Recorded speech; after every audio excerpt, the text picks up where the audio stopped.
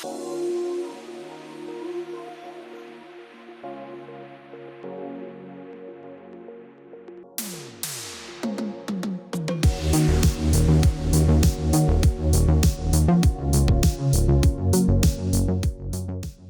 Honda City has been in India for 25 years now and gone through 5 generations, with the 5th one arriving in 2020 and getting a hybrid version in 2022.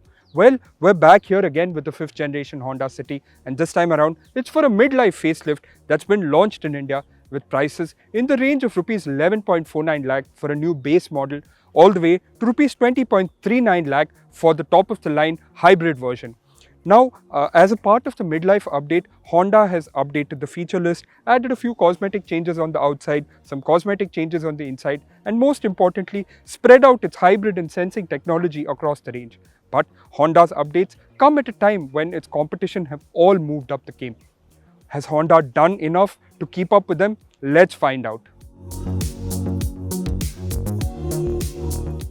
This updated Honda City for the year 2023 is being offered in 4 petrol-powered variants and 2 petrol hybrid variants across 6 color options, including a new one called Obsidian Blue Pearl, which is a car in our video and photographs. Honda has discontinued its 1.5-litre diesel engine, and now the City will be offered with either the 1.5-litre iVTEC petrol and 1.5-litre eHEV hybrid powertrain. The former can be had with either a 6-speed manual or a CVT, while the latter gets an eCVT. If you want all the details on the updated Honda City, it's as simple as doing a CarWale on your smart device. You can even download our mobile app to experience the complete CarWale motorverse. Now up front for this 2023 midlife facelift of the Honda City, Honda has added a few subtle changes. The biggest one being, of course, the sporty looking bumper that Honda has picked up from the Asia Spec RS version. It gets these elements on the side as well as carbon fiber like finish elements to give it a splitter like look for a more sporty appeal. Other than that, it has remained more or less the same. And of course, you get a few more elements in the headlights. The silhouette of the Honda City has been retained in almost its entirety. When you look at the side of the car, especially in the 5th generation, you know you're looking at a Honda City. You have some really nice elements like these mirrors mounted on the doors, these very subtly flared wheel arches, and these very subtle lines running on the side of the body, and of course a strong shoulder line. What Honda has done for this midlife facelift is introduce a new design for the alloy wheels on this top spec model.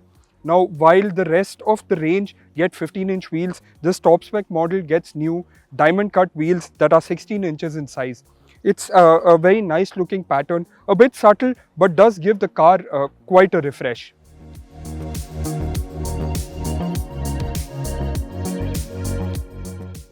The rear is where Honda seems to have done most of its work with updating the City.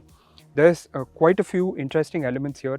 There's of course a very subtle lip spoiler that's only available on the top of the line ZX variant across the table. And this new very funky looking sporty bumper with a 4 splitter element. The exhaust is of course underneath, but it does give the car a nice sporty appearance. Like we said, these are elements that Honda has picked up from the Asia Spec RS version, and they do well to boost the appearance of the car. One more noticeable thing that you'd have seen, this is a new shade for the Honda City. It's called Obsidian Blue, and is one of those bright shades that really helps the car stand out, and that combined with these sporty elements definitely makes the car something that you won't miss in a crowd. The interiors of this facelifted 2023 Honda City has not changed in terms of elements, layout or even color scheme, but what Honda has done is of course add a few feel-good features and updated some of the elements to bring a subtle lift to the cabin. You get a beige and black with wood interior for this top of the line petrol automatic that we are driving in the video, but the hybrid version gets an ivory white interiors, while the V version of the hybrid gets an all black interiors. Now, like we've always said, white and beige are nice colors. They give a very premium appeal. Beige is actually something that Honda has stuck with for a really long time, but they are colors that can get dirty easily, and especially in a dusty country like India. One of the nice things that Honda has done is that they have added their semi-digital instrument cluster, I guess, across the entire Honda range. This means you get an analog speedo and a digital pod now that almost all versions of the city get ADAS. In terms of space and things like that, the city feels absolutely no different. I get a decent amount of headroom. The sunroof, which by the way now has an electric function, is there, but I do get a decent amount of room. There's no electric adjustment for the seat or even ventilation for both the front passengers, but the seat adjusts for height, and you can get yourself into just the right driving position. For the front occupants, shoulder room and knee room is actually pretty good, because given the size of this car. We're here in the second row of this 2023 facelifted Honda City, and it's a pretty nice place to be in. Like we said for the first row also, nothing has changed in terms of colors, element or layout. It's all exactly the same. Given this is a facelift, you get an acceptable amount of headroom. Actually, sitting a little bit on the higher side because there's also a sort of kink in the roof here, and you get a good amount of shoulder room and knee room for two occupants. But if a third one were to come, it wouldn't be that bad either, because the AC vents sit a little far away from the seat, and thus you really won't have that much of a problem.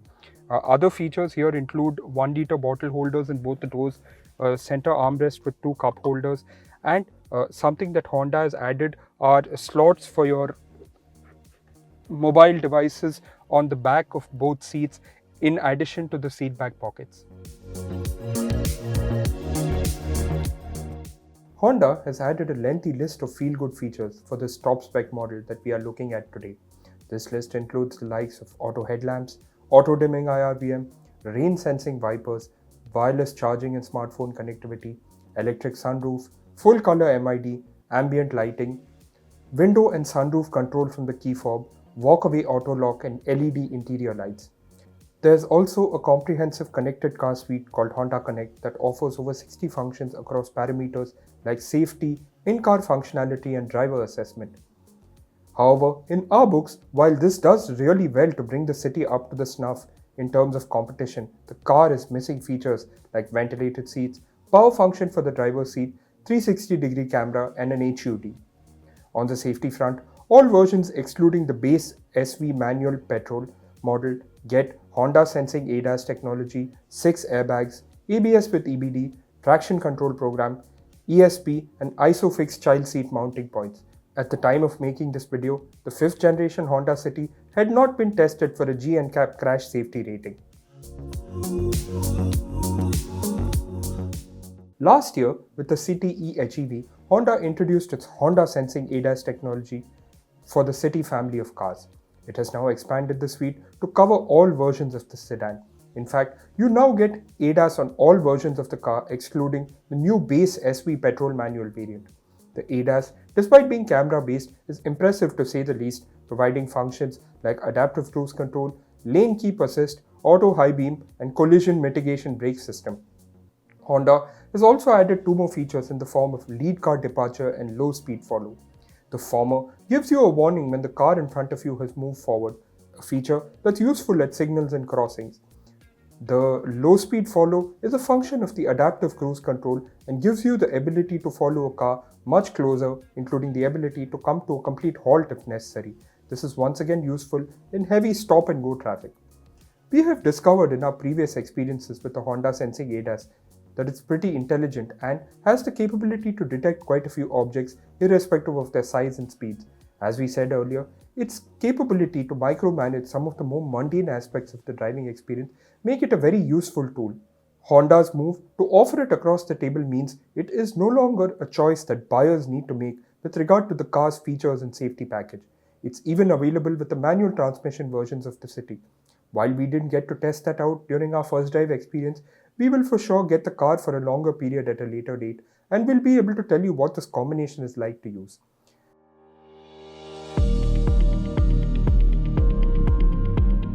City might be a sedan, but it has quite a few SUV rivals and sedan rivals across the price table. Here is how it pans out.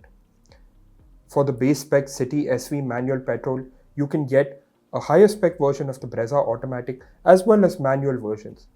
For the city, in the V manual variant, you get the Kia Sonet HTX 1.5 diesel automatic, Brezza ZXi automatic, Creta E version diesel, and the Maruti Grand Vitara in the Delta Smart Hybrid variant. For the price of the Honda City VX petrol manual, you can have the Grand Vitara Delta Smart Hybrid automatic, the Hyundai Creta EX diesel, or the Kia Sonet GTX Plus 1.5 diesel manual. You also get the Kia Sonet GTX Plus DCT petrol as well as the Kia Sonet GTX Plus DCT petrol dual turn versions.